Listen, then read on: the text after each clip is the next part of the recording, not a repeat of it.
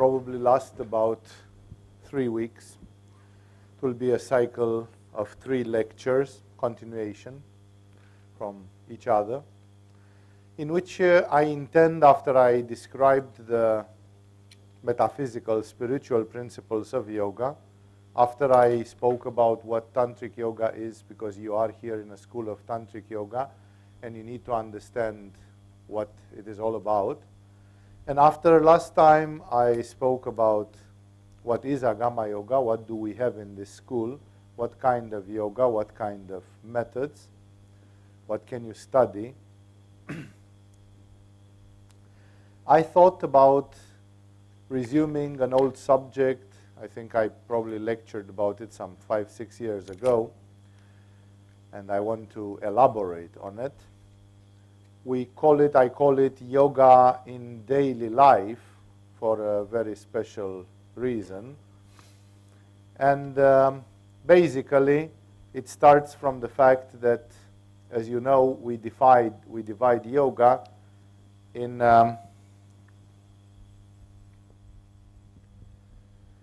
4 different headlines. That we do yoga for the physical body and for issues related with health. Some people are here doing yoga for that, or because they want to learn yoga for healing purposes. Some people want to study yoga and they want to be very good in yoga, very good at yoga, because they want to use it in their daily lives. Like they want to continue living the life which they live. They are satisfied with the life which they live, but they know that yoga can give them 25% extra in this life, and therefore yoga can make things very cool for them. And there are people who study yoga because they are interested in paranormal phenomena. So such people want to levitate or to see auras or to perform astral projection or other paranormal phenomena. And there are people who do yoga because of some fundamental answers. There are people who do yoga because of the spiritual part of yoga.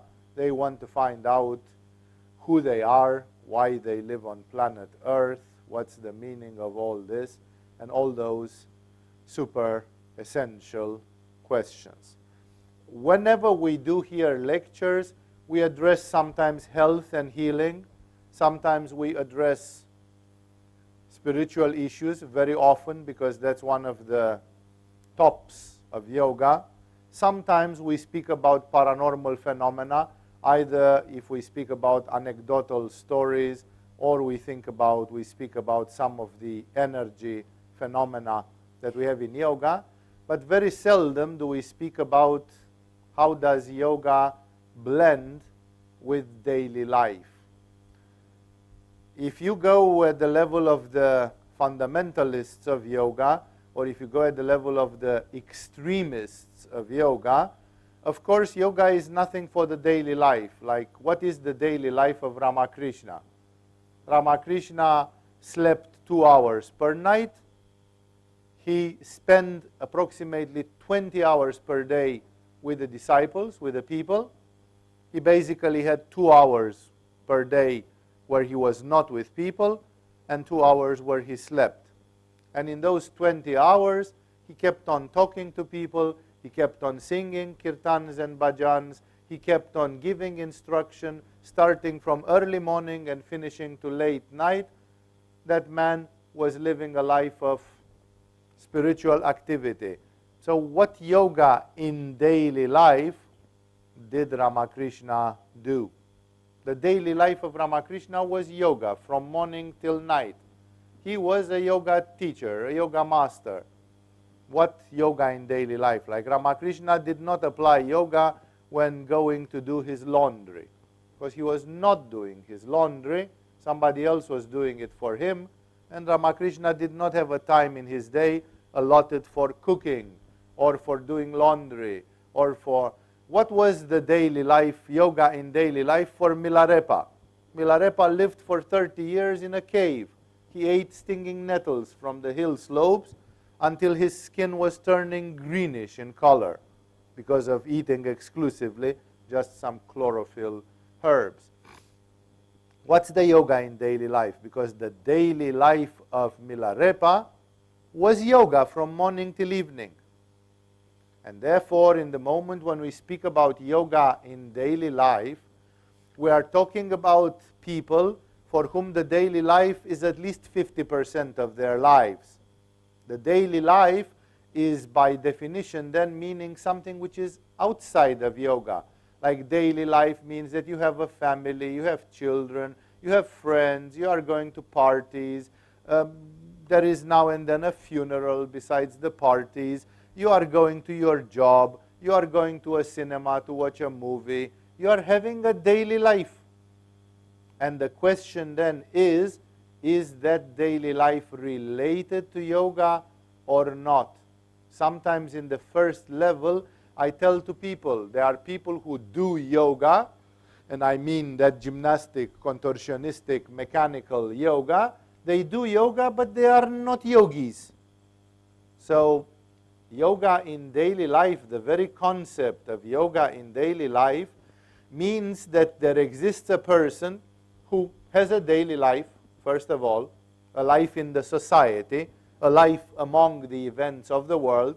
We're not talking about people living in a monastery as hermits or people doing full-time yoga from morning till evening. And these people who are having a daily life, they are so impressed by the wisdom of yoga, by the power of yoga, by the balance, by the harmony of yoga, that they would like to bring some of that in their daily life. A simple example which comes to mind is that some of you, after you participate to a 1-month course here in Kopangan, you become vegetarian. There are many people who came to Agama, and after 1 month or after 2 weeks, they decided to be vegetarian. That is a bit of a yoga in daily life, because then when you go to Bangkok or when you go to Paris, you are looking for vegetarian food. Your daily life is conditioned by yoga. While I was in yoga, I decided that I don't want to have animals killed in my name and I eating them. I don't want to live my life like that. I can live my life without any animal being killed in my name. And then I am doing, how am I putting that in my life?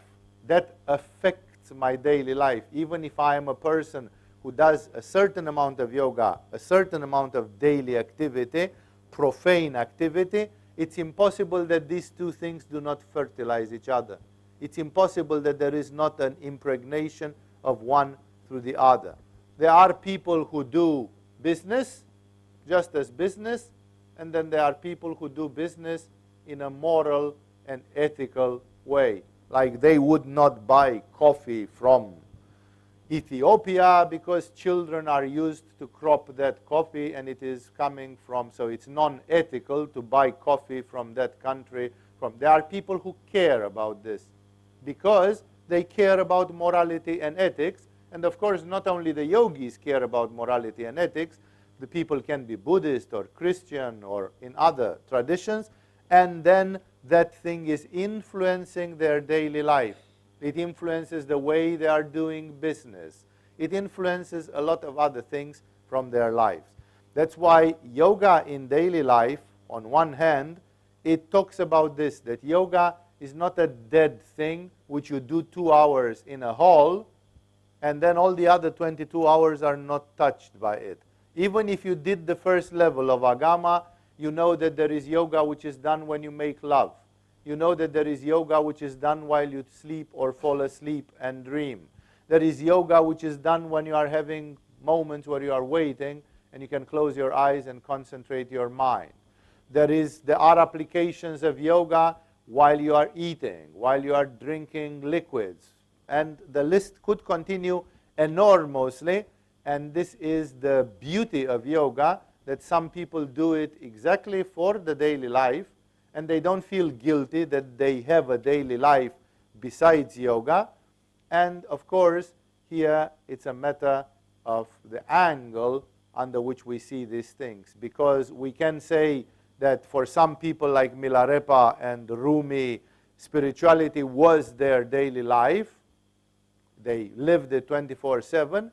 But on the other hand, we can say that Mahatma Gandhi, who liked yoga, was initiated in many yoga lineages, practiced yoga to a certain extent.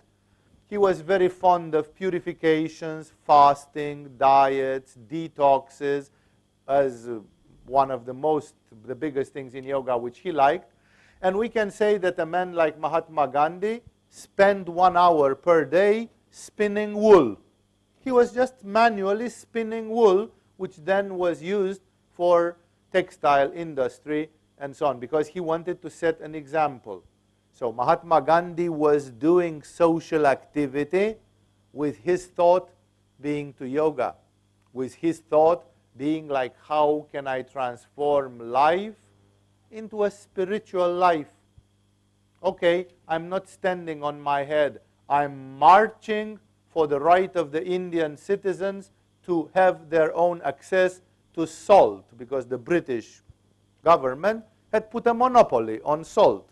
As today, private companies are putting monopoly on the water that you drink, on all sorts of things which we take for granted. They are great capitalistic consortiums which take them from the normal people. It happened in India, but it didn't fly. It didn't fly because Mahatma Gandhi stood up and he said, I'm going to go and pick myself a piece of salt from the seashore. And if you want to beat me or shoot me for it, go ahead. We are going to die by the tens of thousands, but we are not going to give up the right that the salt belongs to us. It doesn't belong to any British company who just, even if it was a Hindu, Indian company, still it can't belong to them, the right to have the salt which God has left on the beaches of India. Therefore, this activity of Mahatma Gandhi, which we call karma yoga, this social activism of Mahatma Gandhi, it was yoga in daily life. For example, when he marched for salt, he simply said, we are going to act according to the principles of yoga, out of which the first is ahimsa, non-violence.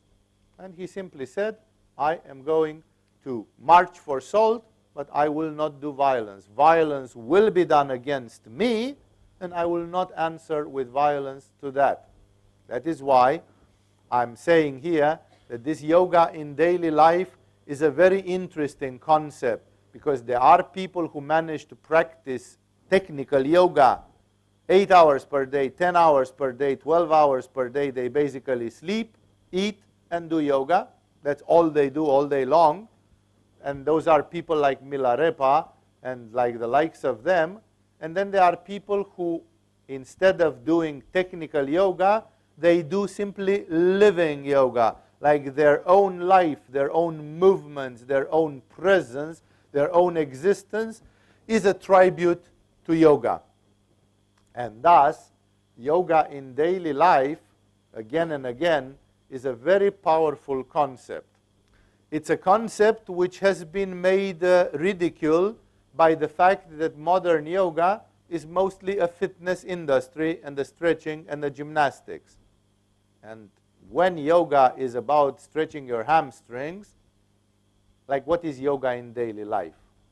When you go to a shopping mall, what's the function of the yoga which you did this morning, except of the fact that you are looking sexy because you are fit, because you did yoga? But okay, that's a sort of a yoga in daily life. It's not really a yoga. You are not doing anything. So people who have transformed yoga into gymnastics and fitness, they completely lost this dimension of yoga, that yoga is something which pervades the daily life of a yogi. When you are a yogi in the yoga hall, you are a yogi outside of the yoga hall as well, willy-nilly, if you are impregnated by the spirit of yoga. And that's why this term of yoga in the daily life is very beautiful, because it speaks about an integral yoga. Sri Aurobindo, who had a very tantric way of thinking about yoga, he called his yoga integral yoga, Purna yoga. Sri Aurobindo was of the opinion that you do yoga even if you go to a cafe and read a book. reading a book in a certain way, even on the terrace of a cafe, is a yoga if you are a yogi. For a yogi, everything is yoga one way or another, because you are accumulating experience, it is enriching yourself, and you even use the events of the daily life for evolution. There were great yogis who said the greatest test for a yogi is the daily life. Like you can say, I'm doing yoga, I can put my legs behind my neck, I can hold my breath for 3 minutes and a half, I can do this, I can do that. If you go in the nearby village and you turn into an alcoholic, then your yoga was worth nothing. The pub in the village was your ultimate test. Life is the strongest test possible. You are a yogi depending very much on the way you connect with the daily life. The daily life is the measure of a yogi from this standpoint. And that's why this concept of blending daily life with yoga is a concept which on one hand allows us to test ourselves if we have a holistic, integral vision of life, a tantric vision of life, and on the other hand it allows us to do things from life into yoga. So even if we don't do 10 hours of technical yoga per day, nevertheless a lot of things from the daily life, they become yoga. And of course, there is the story of the time crisis. Many people are accusing we live in Kali Yuga and we need to put bread and butter on our table, and this automatically makes that we have an 8-hour job and we have 2-hour commuting and shopping and God knows what else. So in a life like this, where your emotions are going up and down and so on, how can you do yoga like they did 1,000 years ago? Where are the Milarepas and the Ramakrishnas of yoga, the people who could do their life yoga? Even our colleagues from the monastery just around here, they are basically begging their food in the morning. They have food, they have roof, they have clothing. They theoretically can do Buddhism from morning till evening. Exception made of a couple of hours, 2, 3, 4 hours per day, which are dedicated to eating, washing, and other administrative chores. These people have no job, no family, no obligations of any kind. They can dedicate about 12 hours per day to their spiritual practice, to meditate. It doesn't mean that they all do 12 hours per day, because it's a well-known thing that people in the monasteries are tamasic and lazy, and actually they use the roof and the shelter for just lingering. But theoretically, that was the thought of the Buddha, and that was the thought of the people who created Christian monasteries and Sufi dargahs and other such institutions, that people there find an oasis from the obligations of the world, and there they can consecrate themselves to yoga. In Pangan, in Agama, it's a little bit of the same. There are a few people who have jobs, they do karma yoga, they do other things. There are many people who have come here 8,000 kilometers, 10,000 kilometers or more, and then you find out that they don't have time to practice their yoga. You ask them, did you practice at least 2 hours of yoga per day? And then you find out that they were busy. For somebody who has lived in this island for 13 years, I can legitimately ask, what the heck can you be busy with in this? Because I met people who came and after a week they ran away saying it's a really, really, really boring place and there is nothing to do in this island. How on earth can people keep themselves busy in Koh Phangan? It's a great mystery, because ultimately it's a boring place. And the only thing which you ought to do is stand on your head and do your pranayama, because that's why you spend the money and the time and the airplane tickets and everything to come here. But no, people are not transforming their life into a yoga so easily, and that's why we say that there is a time crisis, there are dead moments, and we're wasting time, and that's why the yogis have always asked themselves, what can you do in the daily life? So one reason also for talking about yoga in daily life is this need to use the time efficiently, because, as they say, life is short, the subject is vast. That's what Yoga Swami, a Sri Lankan yogi, used to say. And again, the other one was, as I said, to apply yoga in the daily life. If you don't do 12 hours of yoga per day, then at least in the hours where you don't do yoga, are you still a yogi? And then we demonstrate that we are not just theoreticians and giving lip service. We demonstrate that actually we are yogis. Of course, what I'm saying here about yoga in daily life, what I'm going to say in this series of lectures and the examples which I'm going to give, these are things which are for people who know the basics of yoga.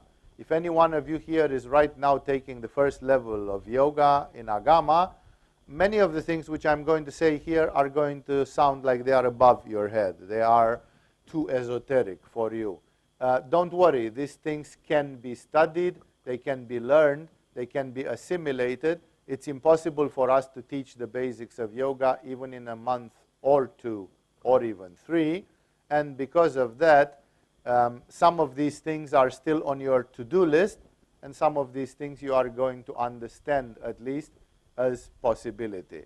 That simply says if you don't feel your chakras, if you don't feel your prana, your energy, then maybe some of these things are still in the field of theory for you, because you can use these skills exceptionally in the daily life, but you need to have some of these basic skills. In my life, I've seen people who, although they did not have the supreme discipline of doing yoga a lot, because there is a discipline in doing yoga a lot, and you know it. You maybe have some friends or acquaintances in the school that you know that they are practicing meditation or asanas or pranayama a lot. And then, on the other hand, to do yoga, to expand yoga in your daily life, as I said, I knew people that all the time they tried to do something. Okay, they could not do hatha yoga more than 2 hours per day or 4 hours per day. But then as you go in the subway and you see somebody with a very interesting arousing of a chakra in front of you, and you would like to do a bit of samyama to feel the chakra of that person. You go to an office to take a paper. You like some bureaucratic work, some red tape. You have to solve something, and in your peregrination you find a clerk or somebody that has a formidably wonderful Manipura chakra, and who may be a pain in the neck because of that. And still you are going and saying, wow, that's a person with an amazing Manipura chakra.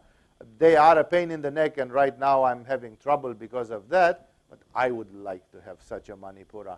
I also would like to have such a Manipura. You are a yogi. You are obsessed by these things all day long. Wherever you go, you find something to do. Because people, very often, they, on the contrary, they try to forget. It is one of the demons of the human behavior, and I'm sorry that I don't have a dancing Shiva here. There is a dancing Shiva, of course, at the Shiva hall. Go to that statue in daylight and look carefully. There is the foot of Shiva, the foot of the dancing Shiva, is placed on a little creep, on a little ugly little creature, like a deformous midget of some sort. That little creep is the symbol of forgetfulness. Apasmara Purusha, the demon called forgetfulness. Mara, like the Buddhist Mara. Like one of the biggest enemies of the human consciousness is forgetfulness. That people, instead of staying focused and saying, okay, I don't have enough willpower right now to start another yoga session and to do another 4 hours of yoga. It's like it's too much. But if it's too much, it doesn't mean that I have to give up completely and go into forgetfulness. It's like if I cannot win a battle, then I'm running away and let the enemy take over. No, if I cannot win a battle, I move on some defense lines, strategic defense. I cannot win, but I'm not going to run away. I'm going to play defense. It's the same thing here. In your life, you might not have the willpower, the aspiration, the motivation, the self-discipline to do yoga as much as you dream. Everybody who comes to yoga and has aspiration, at some point or another dreams about becoming the new Milarepa of the 21st century. And of course, very few people do. And therefore, what do the others do? The others say, I'm no Milarepa. Okay, let's go to the pub and get drunk. You don't jump from one extreme to the other.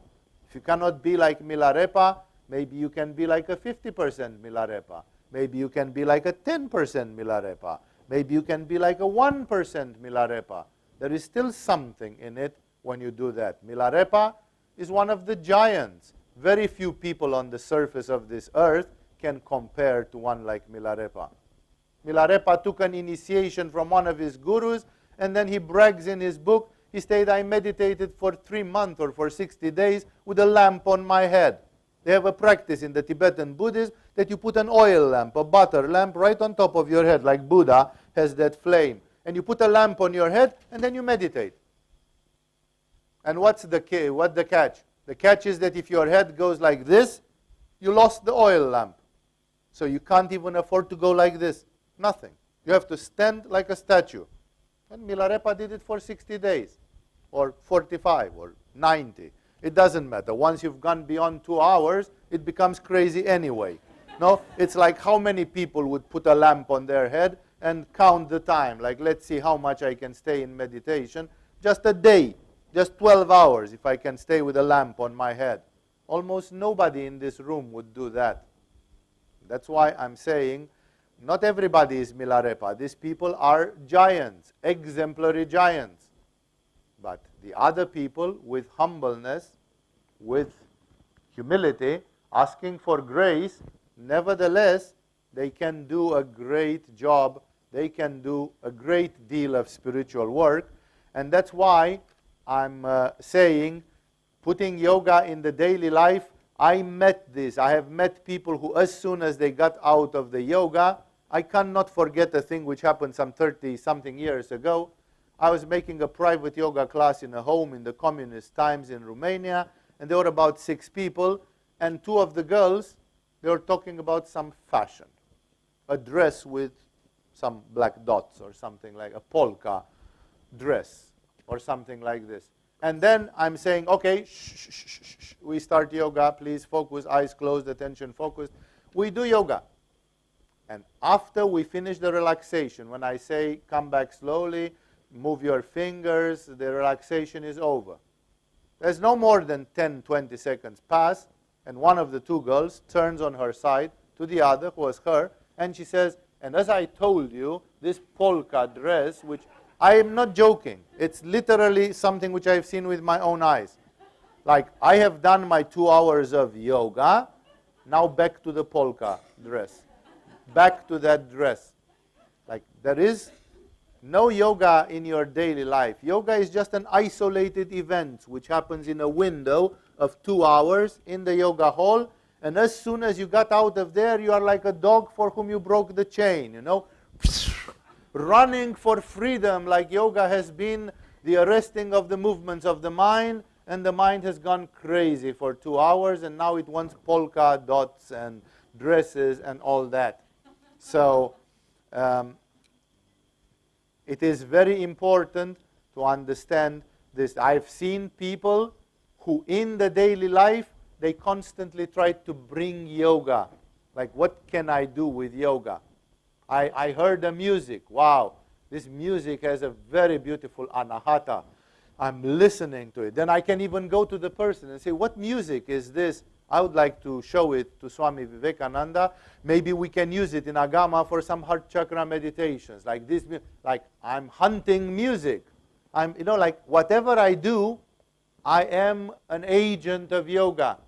My yoga is filling up the world. I am like obsessed with yoga. It's a sweet obsession, and I would dare say, if you are healthy in your mind, it's not a pathological obsession. It's an obsession which simply comes from your love for the invisible, for the esoteric, for the practice, for the evolution. And even if you don't spend 4 hours per day in Hatha Yoga, still the world around you is an opportunity for yoga. While, as I told you, I met people who were always trying to forget. I met people, we had a workshop many years, some 10 years ago, which we did not repeat, not because of lack of popularity, because it has been extremely popular. We had a workshop on parapsychology, where we're teaching about the energy of the pyramids, radionics, pendulum, practice, and things like this. And I know people who learned that 10 years ago, and they are still using it. They are still working on it. One of them brought me an orgone generator built by the principles of Wilhelm Reich, just manufactured in his own home a year or 2 years ago. No? Like there are people who are keeping it up, who are passionate of these. They are pursuing it in their daily lives. Either it's parapsychology or it's something. You know, it's like we told to people at that time a simple thing. Let me just share an inspirational thing, which could be part of yoga of the daily life. There is a resonance between each person and their photo, especially if it's not a digital photo. With digital photo, the resonance is diminished a lot. We are talking about photos like Polaroid, instant photos, or photos which come from a negative film, the old-fashioned way 10 years ago and more of making photos. Because those photos, they use a substratum of silver. There is a silver salt, a silver nitrate, which is used among others. So basically, when you see a black and white photo of yours or something, it's drawn in silver. There are some silver salts which are part of that. Because of that, those photos made in the old-fashioned way and the Polaroid photos, the instant photos on paper, they still respect that condition. These photos, they have a resonance with you. And for example, those photos can be used in some sweet ways. Here is a crazy one. You take a gramophone from the old days, these pataphones, which today are almost out of existence, these plate turntables, which sometimes are used by disc jockeys and others. And when you have a turntable like this, you can program it so that it turns counterclockwise, which is yang. It moves like against the clock. And then you take a turntable, and on top of the turntable, you glue your photo. And then you turn it on. And you have a mechanical device which is going to take your photo and turn it counterclockwise with 33 times per minute, basically. So it turns it thousands of times in a daytime. By turning your photo in a yang way, it is as if you would be turning your body the yang way like a dervish. And it makes you, at least the least of the effects is that it makes you more yang. So many people in yoga complain, I'm too yin, I'm too yin, I'm too yin. Constantly I want to lie down, I am an apple pie, I have a boiled noodle instead of my spine, I'm flabby, I'm receptive, when it's full moon I freak out, I have no initiative, I cannot generate my own states, and so on, and all that. Well, you could be more yang if you bought yourself a turntable, glued your blessed picture on it, and turn it. You put it in a back room of your house and let it go in all eternity. How many people do you think are doing this? People are complaining, I don't like the Oshava diet, it's terrible. I did it once and I barely survived. Okay, there is an alternative method. You can spin your photo.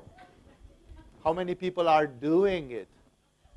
It's very easy to sleep under a pyramid. You build out of cardboard a 60-centimeter pyramid, having the Cheops pyramid proportions. You put it on the axis north-south. You align it with north-south, and you put it like a lamp above your head. And you sleep under it. The energy of the pyramid is an energy which is like the golden yellow in your aura. It's an energy belonging to Ajna chakra. It's the energy of Shambhala. It's an energy which is highly unentropic.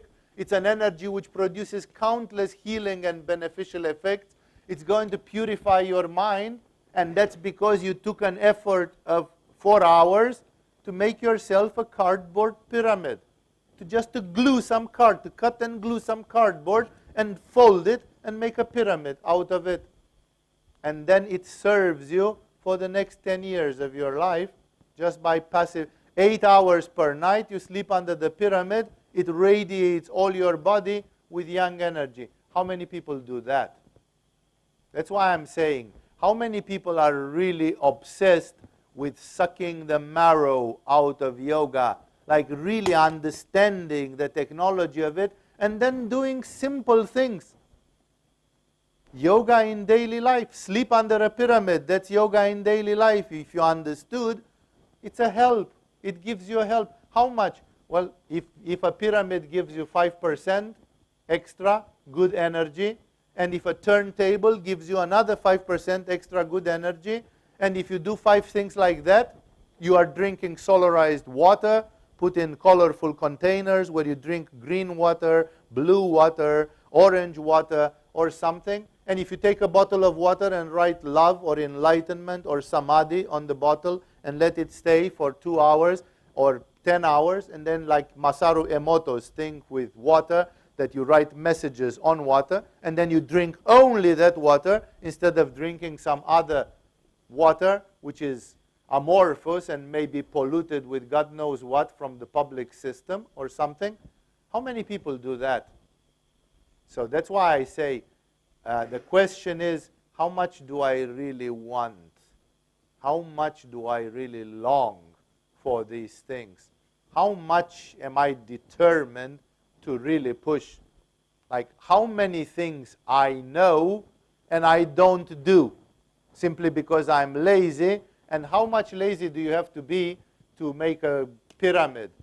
There are many people in Agama who are very, very low on their budget. You can put a poster on the pin board and say, I give you 1,000 baht if you make me a pyramid 60 centimeters. And then you'll have a slave who will do you a pyramid for money because they don't have enough money for their daily bread.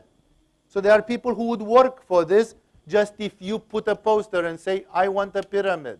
I want a turntable. I want a Polaroid picture put on it. I want an orgone box. There is an orgone box in the Healing Center built by by a Canadian pupil of Agama. What is to go into an orgone box? What does it do to you? And what can it do? Maybe among you there are people who are ill. There are people who have little vitality, too little vitality, and others. Therefore, I'm saying it's this. Do we really want? Do we really want? Do we really want? Are we burning? Are we burning? Are we burning to do? Or it's like 2 hours and then polka dots. That's the story. Like, is yoga something that we're trying to get out of? Or is yoga something that we're trying to live 24/7? Thus, you have to understand this angle to it, that you have to bring yoga in your life. There are so many things that you learn in yoga and which allow you to understand parapsychology, religion, and other things in life. And then this understanding from yoga, you can use it, and you can use it obsessively. I remember not only situations where I was meditating in university classes, like I considered that some of the university subjects, they were really dull and boring. When I studied university in communist times, we even studied communist economics, which was bullshit economics, just communistic form of economic science. And of course, I would not listen to a word. That workshop, that seminar, it was a total loser from the very beginning. So I would go there and do meditation, plug my ears with toilet paper, close my eyes, and do Laya Yoga for 45 minutes, because I was not going to listen to the initiatives of the glorious Communist Party about reforming the economical life, which was a ruin anyway. So, of course you do that, but then you do so many other things. Like I remember I was with my best friend in high school already, and we had learned about telepathy and mental resonance and things like this. And every time there was a class which was not very demanding, we were doing telepathic transmissions. Like we looked at each other, the class was really boring, and we said, let's do some telepathy. And then we took numbers from 1 to 3, and one of them, us, was emitting. Yeah, so we were staying like this, and we say, okay, now you emit. So the person chose a number, 1, 2, 3, and I was trying to see it in front of my eyes to see if I can see what he's transmitting. And then we're making a statistical table, like how many times did you guess? If you guessed 33 times out of 100, that's pure randomity. If you guessed 20 times out of 100, then you must be really stupid. And if you guessed 80 times out of 100, then that's not randomity anymore, and it's a bit beyond coincidence, especially if tomorrow you can do it again. So I spent many hours in high school, in communistic high school, doing telepathic experiments of thought transmission with a good friend, because that was way more interesting than listening to some of that nonsense which was being said. That, to me, today, when I look back, I know that I wanted to do something. I was burning. I was really interested to do something. I wanted to see. I wanted to feel. I wanted to reach certain things. And that's what I'm talking about, yoga in daily life, how to bring these skills from yoga in daily life. And of course, one of the ways which I found to describe yoga in daily life was first to focus on a typical day, and I suppose I'm going to go through that tonight. And then, of course, getting out of a typical day, going to the different activities of life, like when you have R&R, rest and recreation, or if you are attending a funeral, or whatever circumstances that appear in your life, what from yoga can you do which will have beneficial effects on you and on the rest of the world. That's why I'm going to start gently with an imaginary day. Our imaginary yogi, Walter, wakes up in the morning, and where does yoga come in the routine of the day? I'm going to perhaps surely talk about a person that has a job. So a person who wakes up in the morning, prepares for a job, goes to a job, and all that. So let's take them a little bit in order, things which could be done, and then when you do them, you say, gosh, there are 120 things. It's like my life would become like a manic, obsessive thing. Yes, then you are not doing 12 hours of hatha yoga and meditation, but you are seeking for the mystery everywhere. You are a seeker of the invisible, of the spiritual, of the transcendental. So things which you can do starting with the morning. First thing in the morning, you kind of wake up. You semi-wake up or fully wake up, whichever way it is, like you have an alarm clock or not, or what it is. First thing which crosses your mind as a yogi would be the remembrance of the dreams.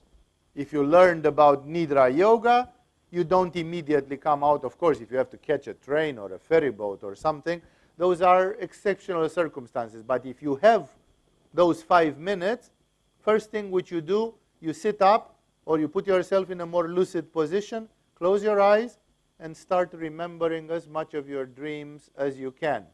Remembering your dreams is going to open the door between the conscious and the subconscious, and it's going to make your remembrance of dreams bigger and bigger from one day to the next. So it's a practice which is collateral to Nidra Yoga. You want your Nidra Yoga to develop, the least which you can do is start remembering your dreams. Even have a dream notebook and write them down. Another thing that can be done is positive self-suggestion. When you are in the twilight zone, your subconscious mind and conscious mind are still communicating, and therefore you could put some positive self-suggestion. Even if you take the elementary one taught in so many places, even we are having fun with it in the TYTTC, every day and every way I feel better and better. Repeat that 100 times instead of saying, another shitty day is starting. Right? That's the way to start the day.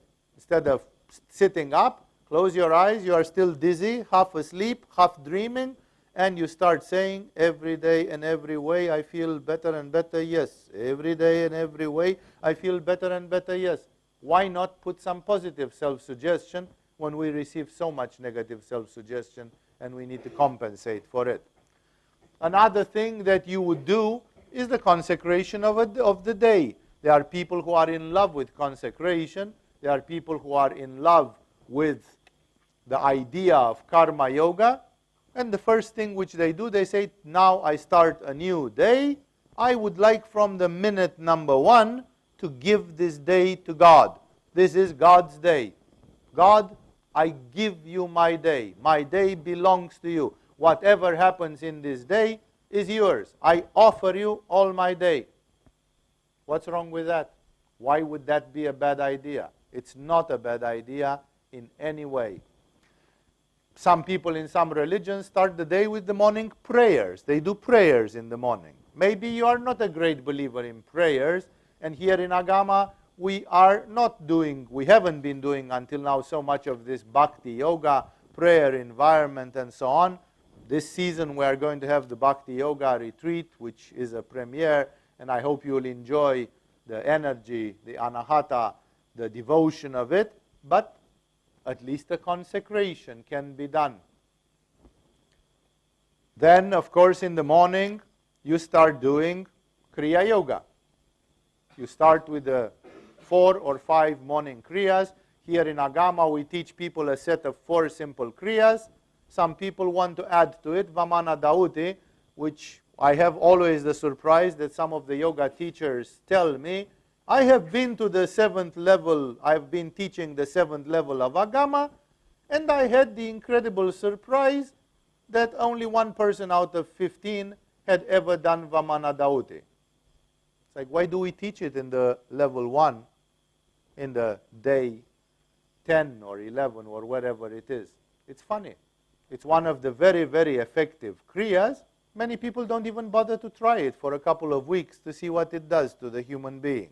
While we have people who integrate it even during their morning Kriyas.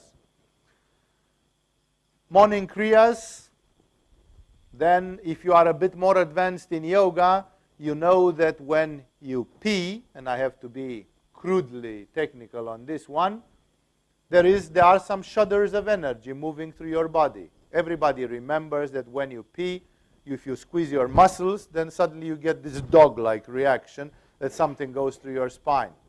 For the connoisseurs, that dog-like reaction is related with a movement of Kundalini called Shakti Chalana, and it can be used.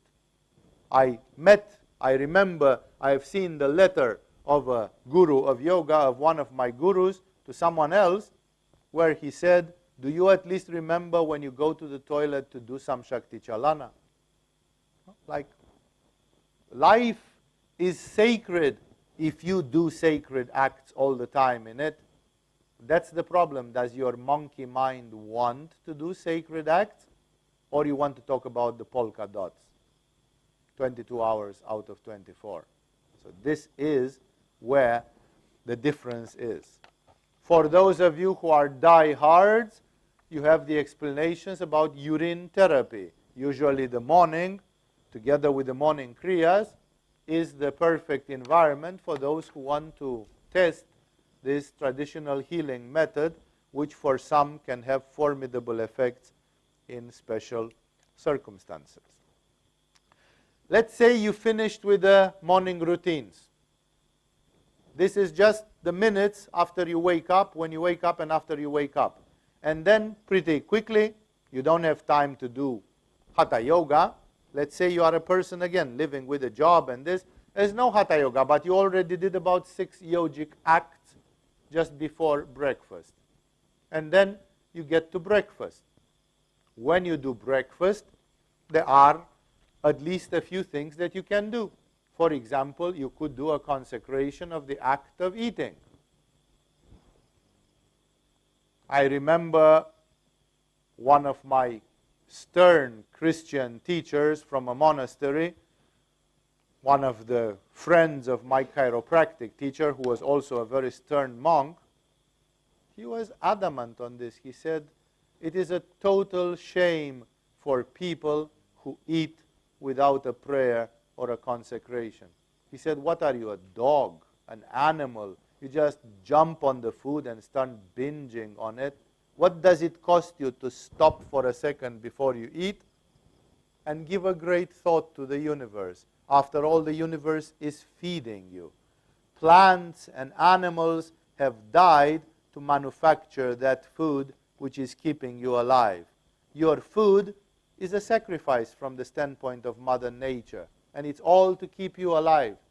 Can't you have at least a thought of gratitude? Can't you at least express thank you for keeping me alive? Thank you, Mother Nature, for keeping me alive.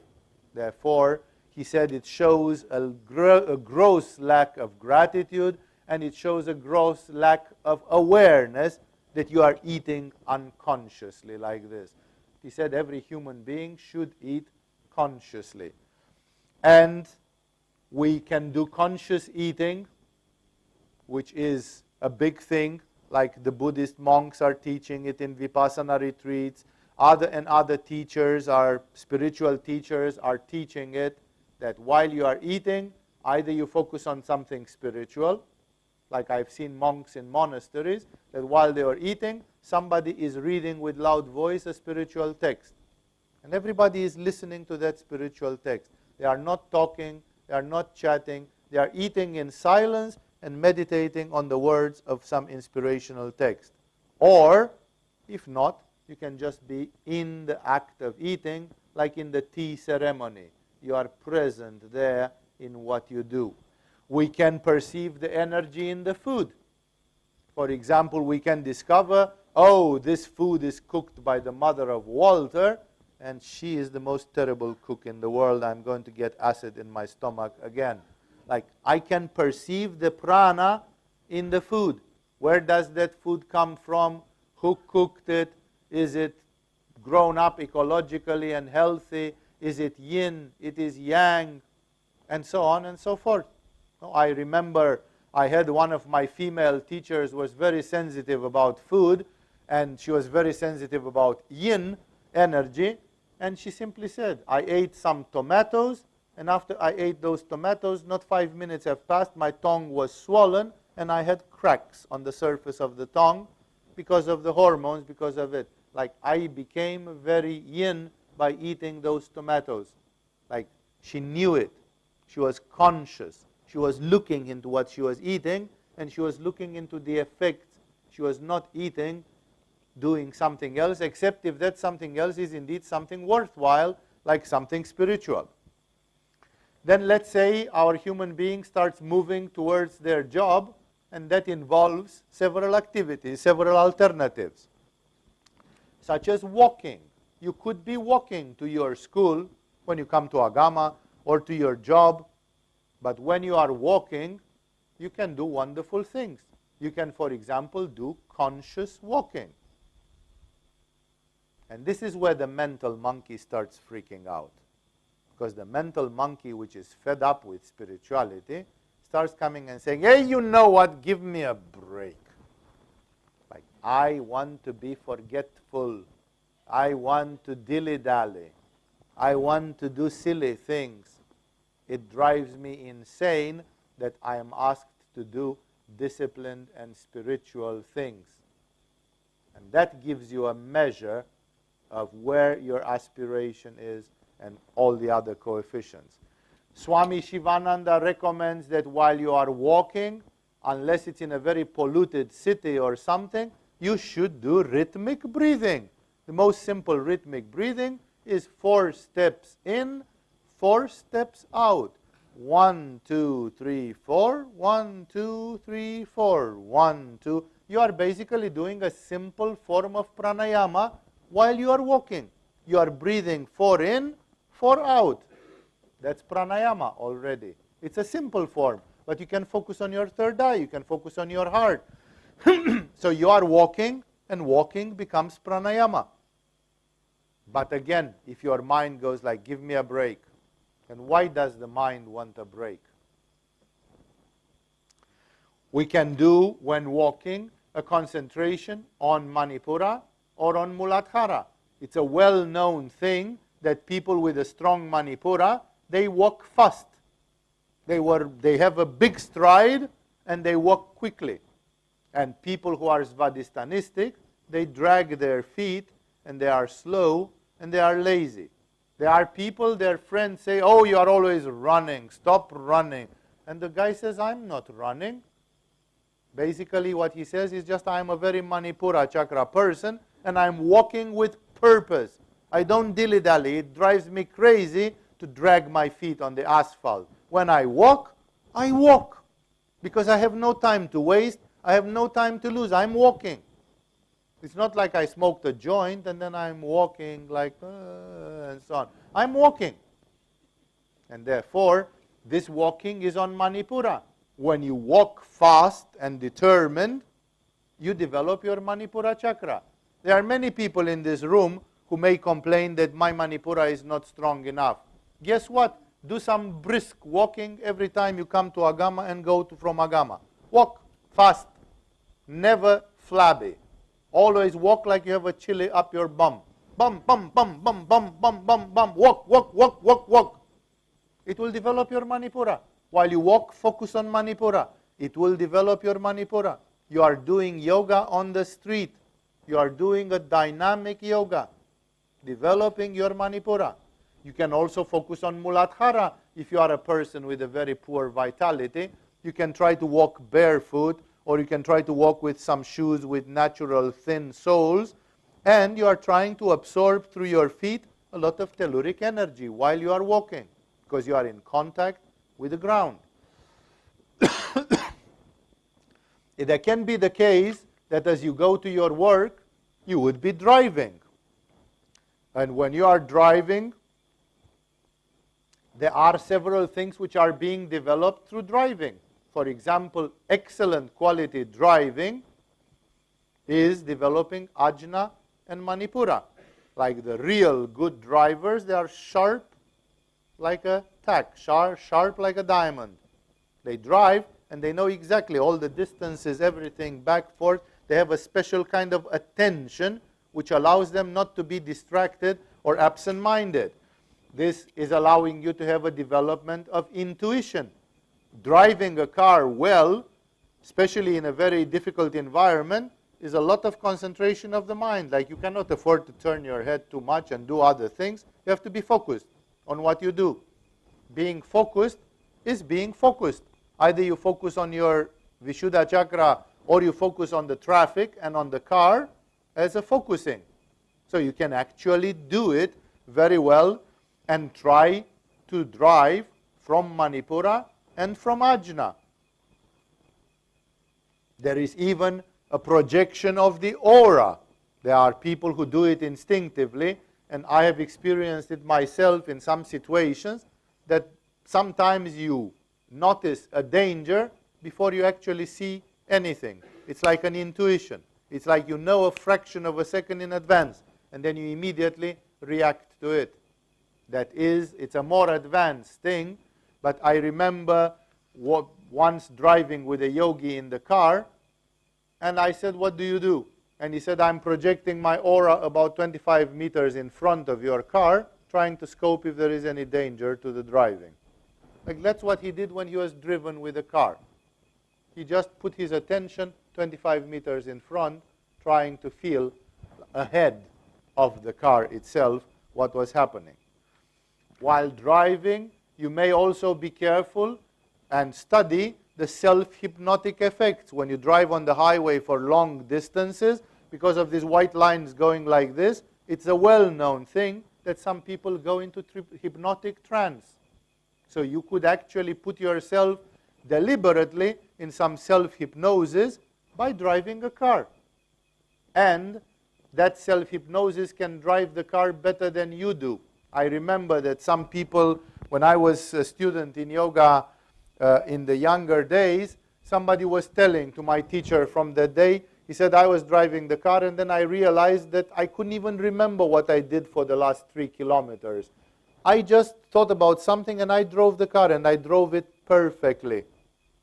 And the teacher said that's when the subconscious mind takes over, and the subconscious mind is a much better driver than you are, and the only danger is in the moment when you start becoming proud and saying, ha ha, I think I'm a perfect driver. And then the ego comes in the game and spoils the whole thing, because the ego will destroy that wonderful resonance.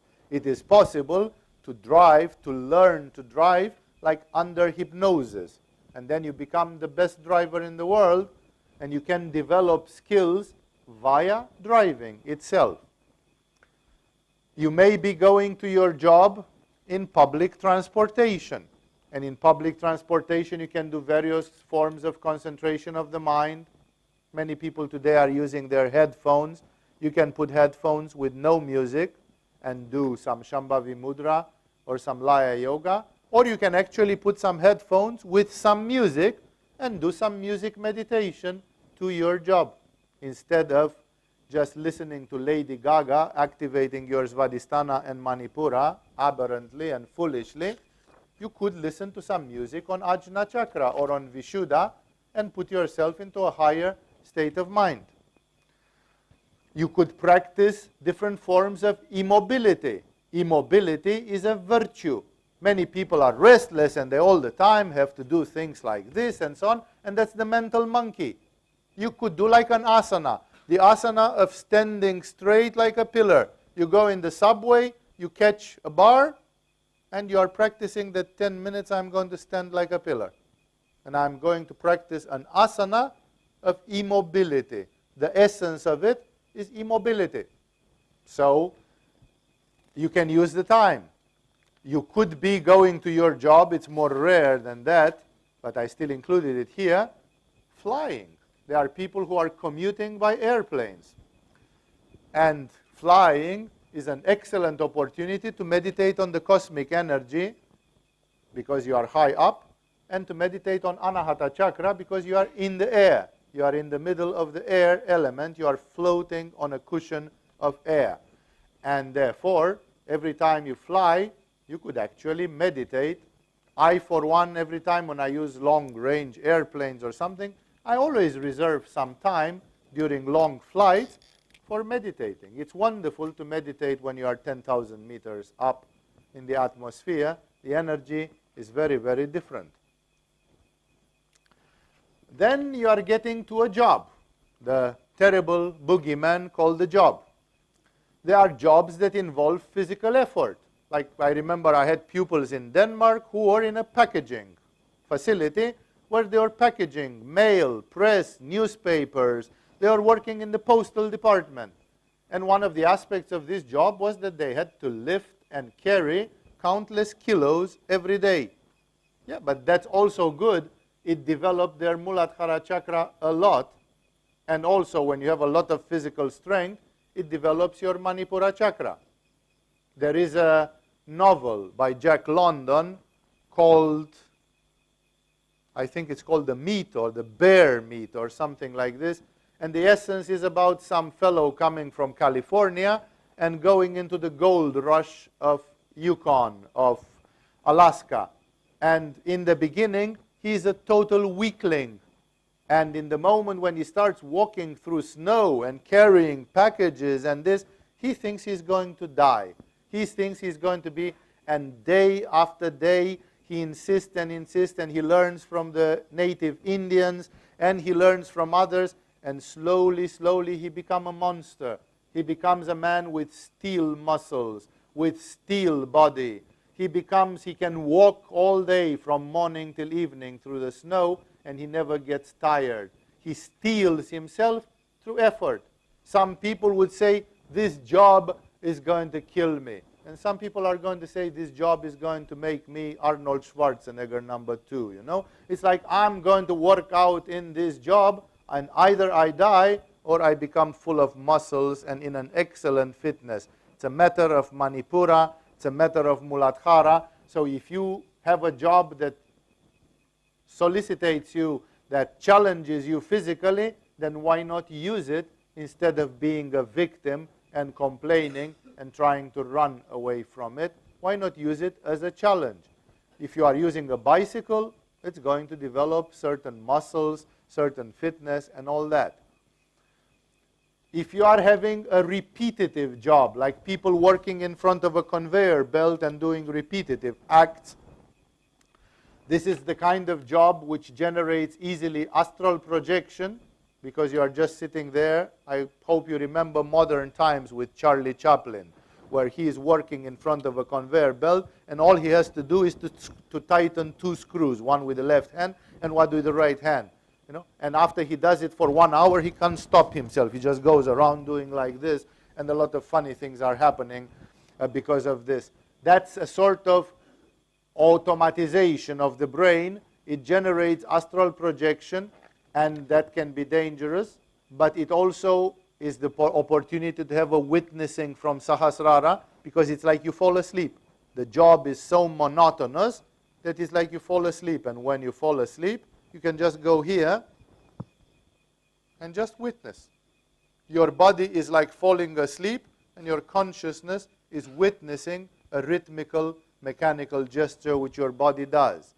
The fathers of the desert, they loved mostly this kind of mechanical work, manual, repetitive work.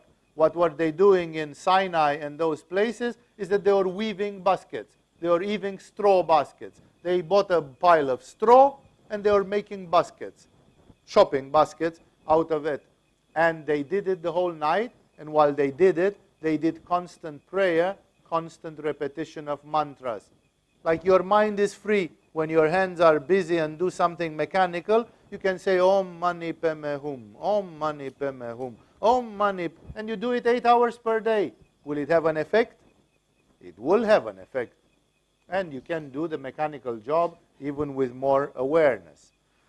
There are people who are having intellectual jobs, and in intellectual jobs, you can see if your intellectual job falls under Manipura, like organizational, business, engineering processes, or if it falls under Vishuddha, computer language programming and other such things, or even Ajna Chakra, some things of intelligence, of creativity, of memory.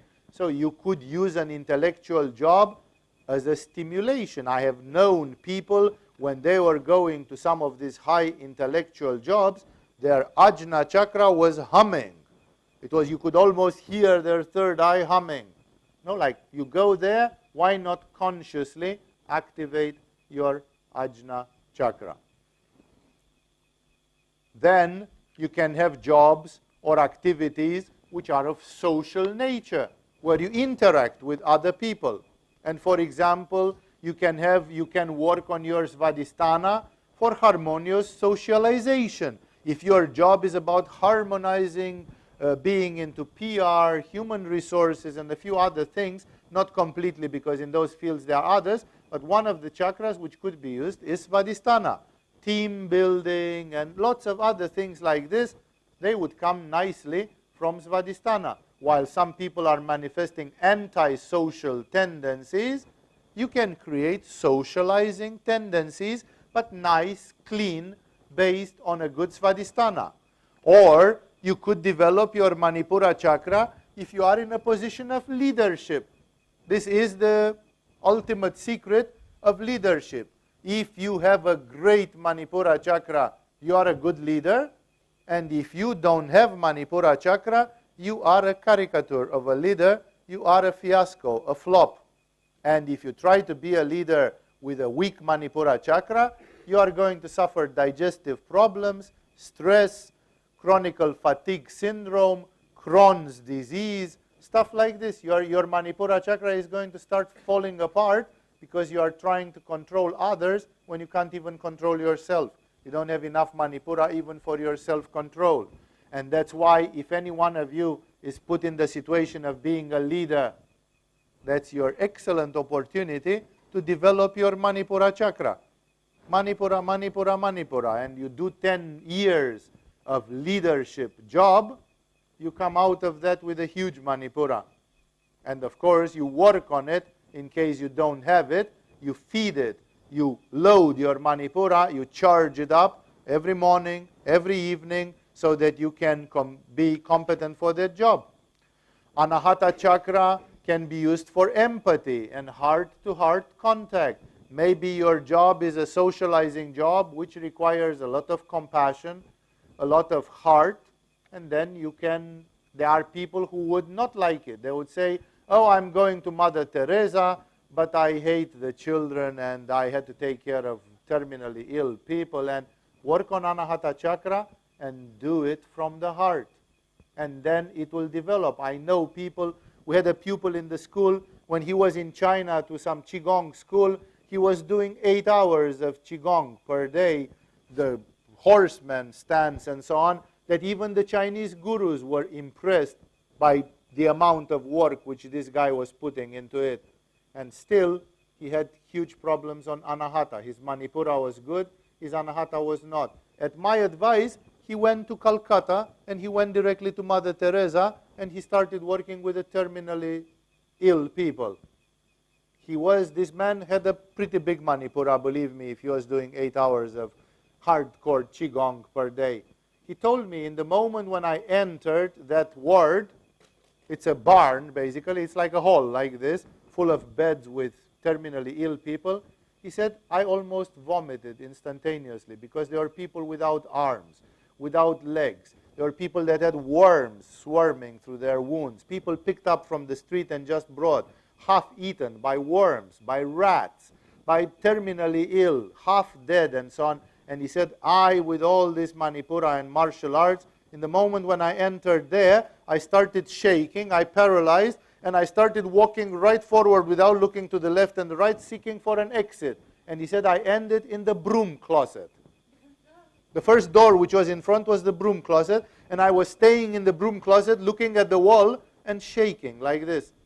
And then an old nurse came and opened the door, and she said, I saw you going in the broom closet. He said, you are not the first one.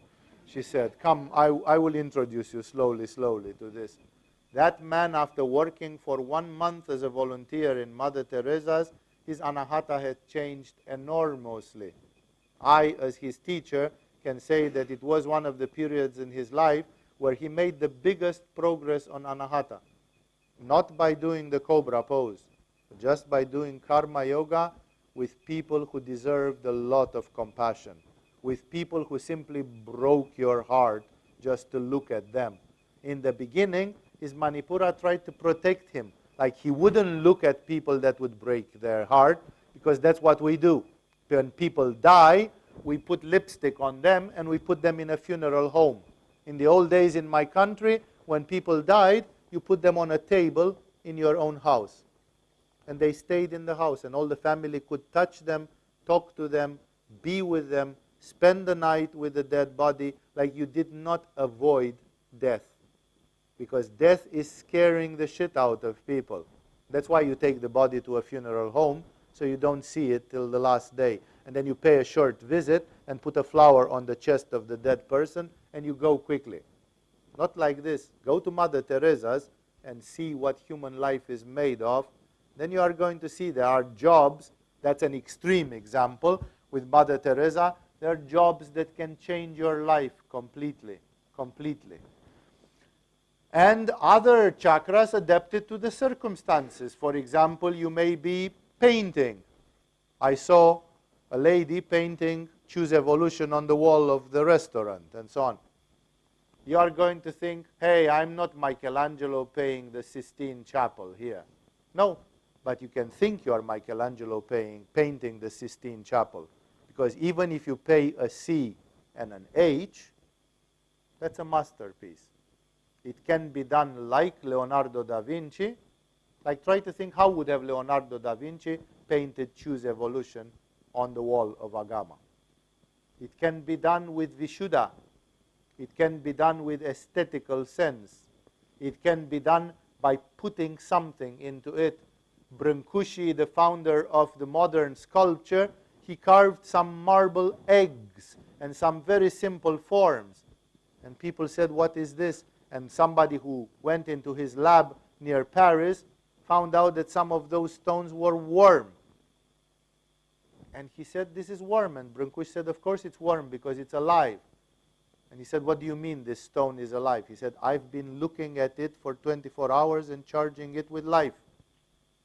Like for him, his sculptures, even when it was just an egg shape, they were alive.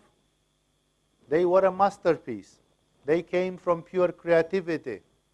That's why his work is hard to equal until today. Just in case you are interested in sculpture, try to study the origins of modern sculpture, and you'll find this crazy guy in the history there. And try to find karma yoga possibilities for consecration. Part of your job can be transformed in karma yoga. You are a medical doctor and you are preparing to perform surgery. Well, if you are performing major surgery on somebody, it could be a matter of life and death as well. So why don't you perform a prayer and a consecration before you are performing the surgery? This is a spiritual act. You are doing some yoga through it. Let's continue that you are going to some R&R. You are going in the middle of nature, rest and recreation, such as you can experience increased amounts of prana in the nature and in the mountains. For example, I discovered that when you sit under a fir tree, a big fir tree, the amount of prana is increased. And I have discovered, and I consulted with other yogis, that the fir trees act like antennas for the cosmic energy. And they have a way of distributing the cosmic energy exactly to the shape of the fir tree. It's a little bit of a pyramid effect that happens under a fir tree in a specific way.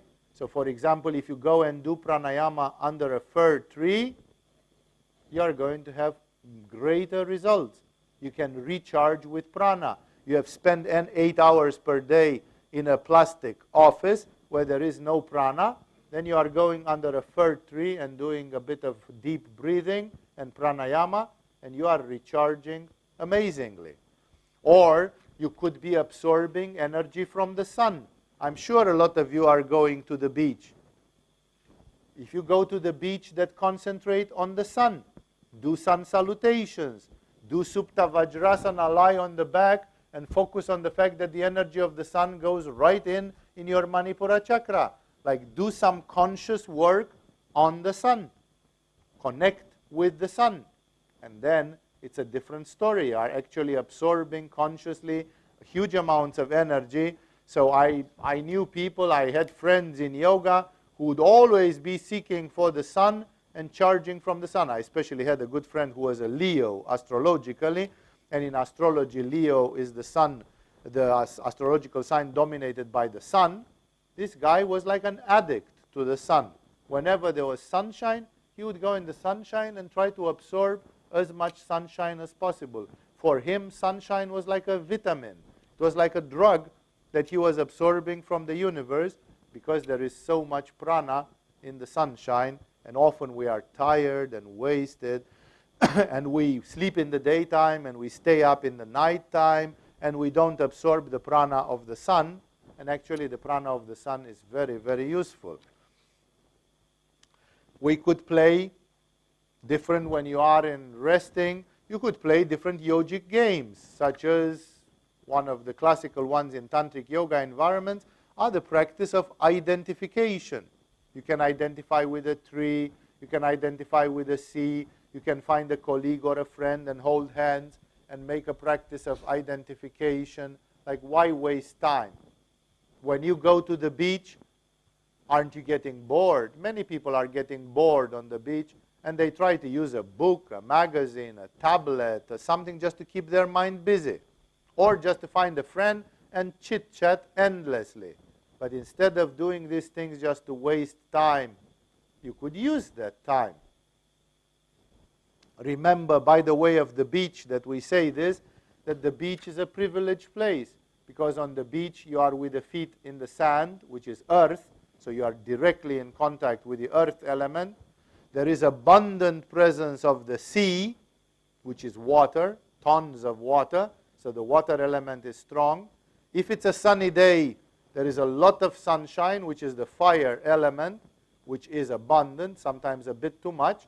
And you are almost naked. You are in a swimsuit, or in some privileged places even naked. And your body is breathing through all the pores of the skin, and the breeze is blowing, and the air element is strong.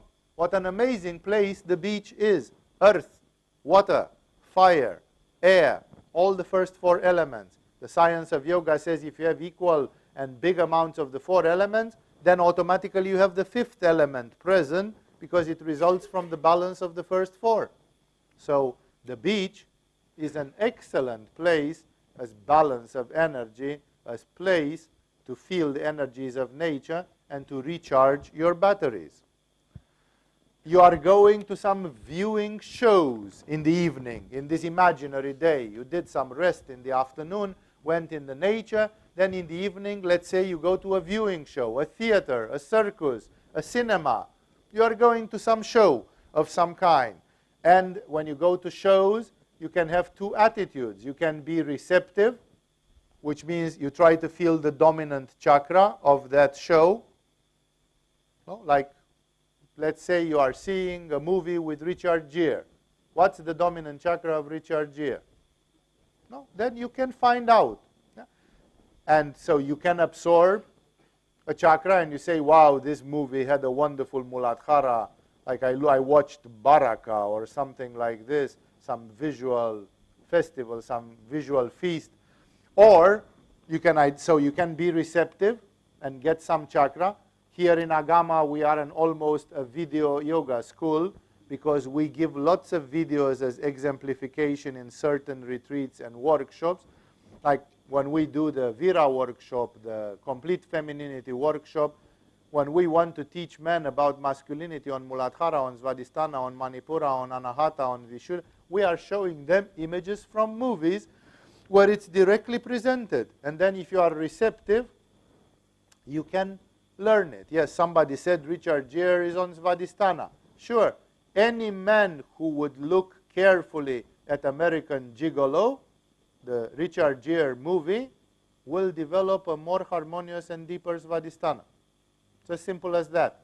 Like there are men who can be clumsy nerds, and then all the girls in the school complain by the typical tantric nerd of Agama, who goes to a girl and says, I want to do tantra with you. And the girls say, yeah, I am here to try to do tantra. Fundamentally, I am interested, but not like that. You know, it's like nobody makes me make love by just coming and say, I want to do tantra to you. It's like somebody needs to talk to me, to joke with me, to make me feel relaxed and comfortable. You know, it's like there is an art of seduction, you know, and so on.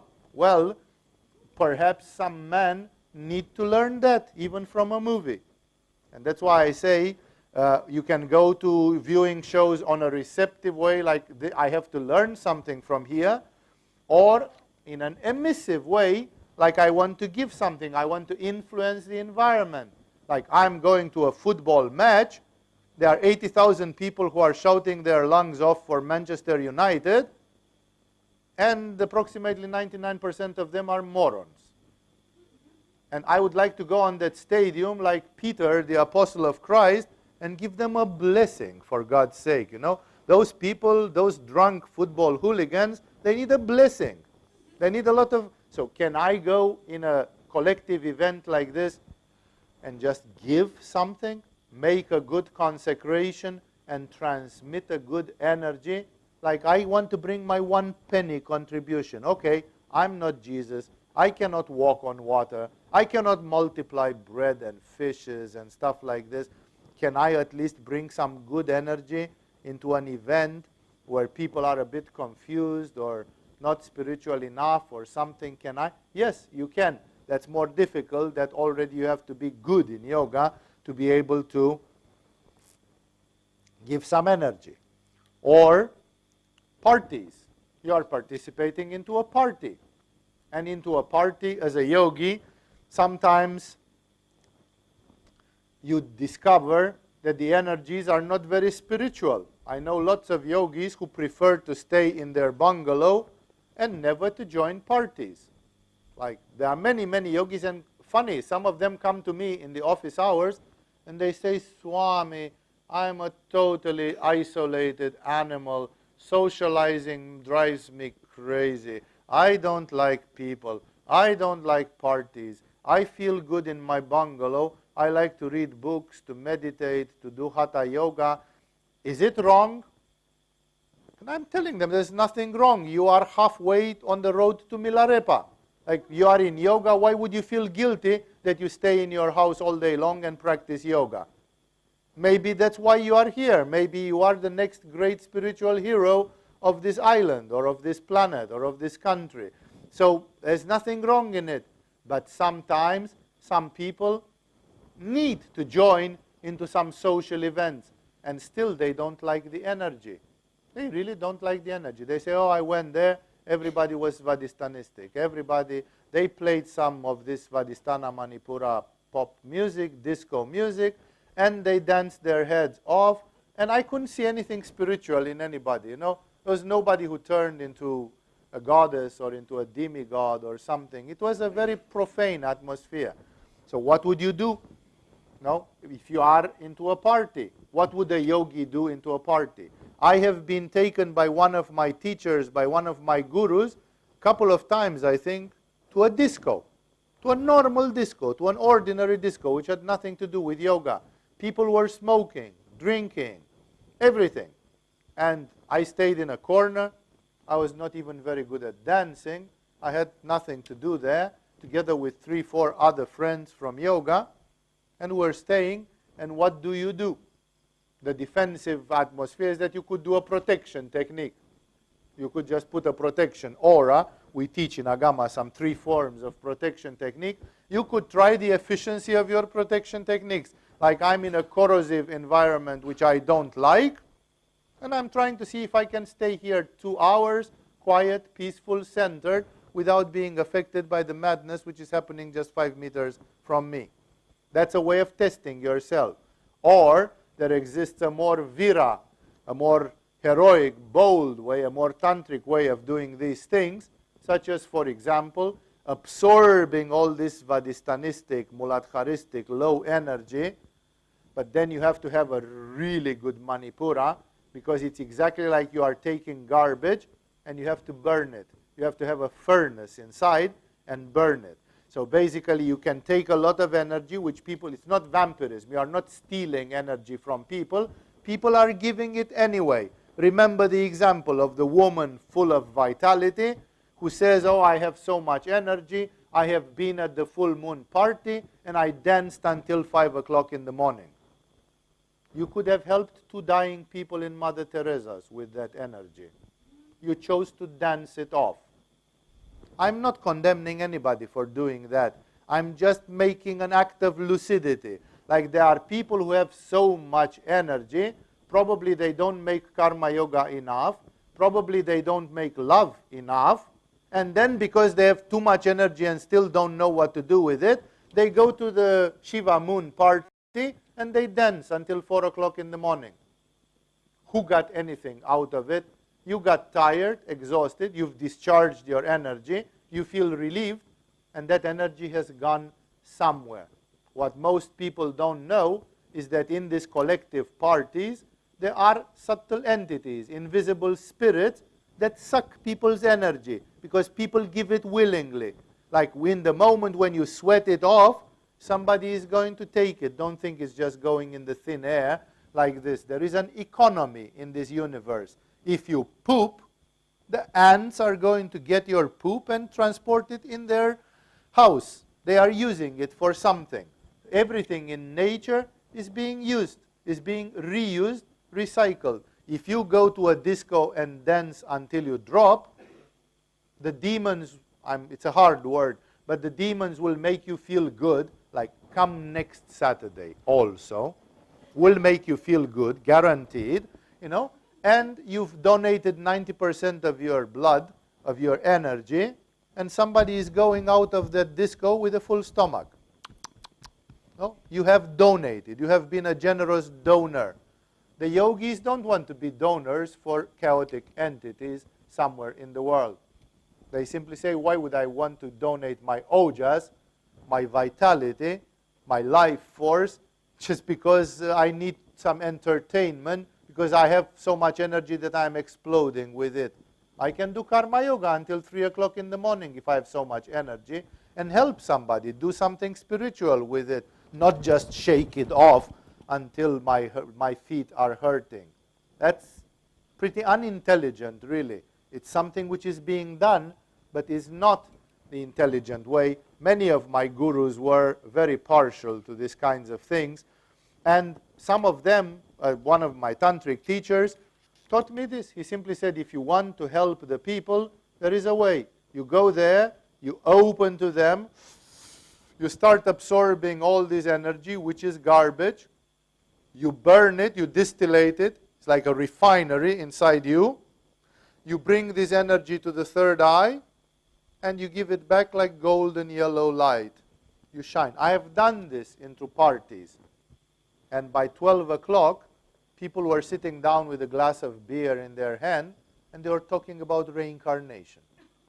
Like the party had become just a philosophical gathering. I spoiled the party by sucking all the vital energy and moving it here and giving it back. And now people were feeling inspired. Suddenly there was a blog happening. There was a blog on reincarnation. Everybody was talking. I wonder, I heard somewhere that perhaps we reincarnate. Yeah, and so on. Obviously, it gave me the opportunity to put some two remarks into the discussion, guiding discreetly the discussion into better places. From the standpoint of the party, it has been a cruel joke because I kind of screwed the party. But from the standpoint of the life of those people, it was a gift. Your presence can spiritualize a cinema hall or a party or a disco or a gathering if you really want to spiritualize things and if you don't let them run you, but you run them. You take initiative and become the one person awake in that environment. I'm telling you, we have been in groups of 10, 20 in such environments, and we have tried to do these things, and we have seen how it works. So, like here we have the full moon party and the other ones, it's excellent to just go and suck some energy and see what it is. And then maybe the next morning you come from there with a yoga disciple already. You've got somebody who, instead of getting stoned and banging their head on the asphalt, they come to learn yoga.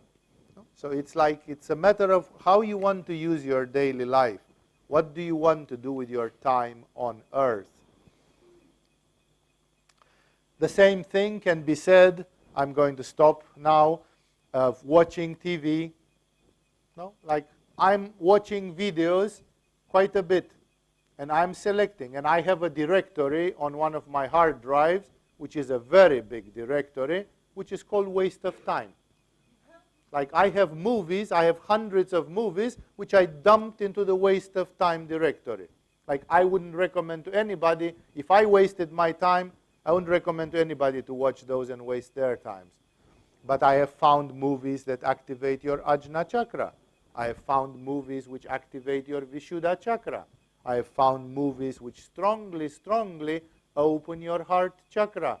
And therefore, there is something in TV, film, even in reading books. Some of our pupils here in Agama are doing a tapas on the chakras. And when they do the tapas of Manipura chakra, there is a book which has become a classic. I recommended it and I said, you want to see what a good Manipura chakra is? Read this book. It's a 1,200-page book, like it's a mammoth novel. It's a novel. It's literature. But it's so good for your Manipura chakra. Just a book. And you are having some fun time and reading a novel. And when you finish it, you say, okay, now I understand Manipura chakra and its relationship with Svadhisthana chakra, and how normal people think, and how Manipura chakra people think, and all that. You'll understand it immediately, just from reading a book. A book can be a great support in yoga if it's a book which is well chosen. I have read a lot of books which I would put them on a shelf called waste of time. Exactly as my directory of video movies. So in this way, I have already given you an example from an imaginary day where you go to job, you go to a movie, you go to a party, you go to a viewing show, and so on. And everywhere where you are a yogi. And because you are a yogi, you are doing some yogic stuff. Because that's your sweet obsession. You want to live it out. you want yoga to be part of your life, it's not only in the yoga hall. I'm going to continue next time by speaking about couple techniques, like let's say your life is fortunate enough that you have a partner, you have a lover, you have somebody, a friend. You could do couple techniques. Being with somebody gives you increased opportunities to do that. And then, as I told you, there are other and other opportunities of life, other events of life. Like, for example, what is happening if you're going to visit Troy? It is alleged that the ancient city of Troy is somewhere on the coast of Turkey today. And people are going to visit a 3,000-year-old city. Or if you go to Athens in Greece and you visit the Pantheon, the famous Pantheon, as a yogi, what can you do there? What's an archaeological place which has been there for 3,000 years? Why is it characterized by? And all that. And thus, I'm going to comment in the coming lectures other such events where you can use the skills from yoga, where you can live out your yoga teachings, and where sometimes you can make a difference and you can do great things. You have seen that also I am of the opinion that you should use the daily life as training. It's a challenge. You have a job that can develop your Muladhara, your Svadhisthana, your Manipura, your Anahata, your Vishuddha, your Ajna. Use it. It's an opportunity. If life gave you such a job, it means it could be in your karma that you develop that. So then why should I refuse the things of life when they can actually develop something for me? In this way, we will continue in the coming, let's see if there will be 1 or 2 sessions, until I finish this idea of how to bring skills from yoga in your daily life. After that, we will change the subject. Enough for tonight. Namaste to all of you. Thank you for joining this satsang. I'll see you in the coming weeks as I continue with bringing yoga in the daily life.